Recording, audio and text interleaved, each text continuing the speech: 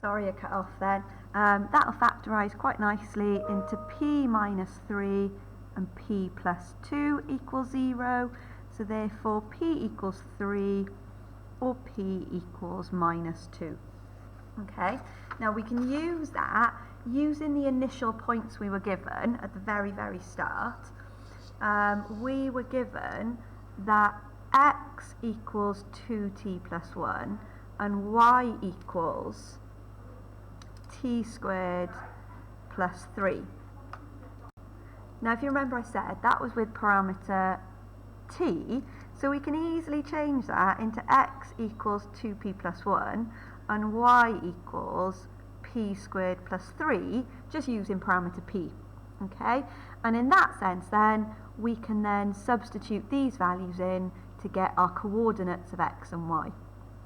Okay, so when when p is 3,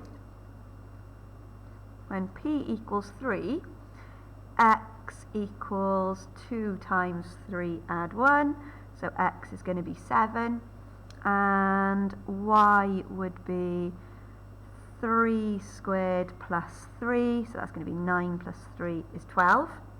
So we've got one coordinate there that's 7, 12.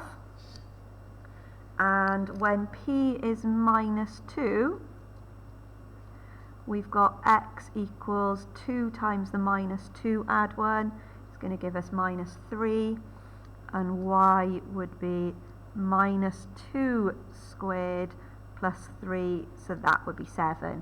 So that gives us the point minus 3, 7.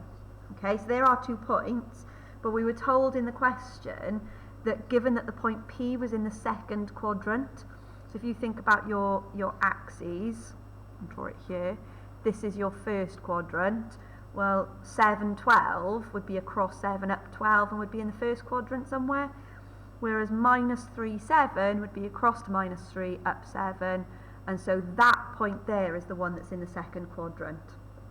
Okay, so that means that P must be minus 3, 7 as it's in the second quadrant.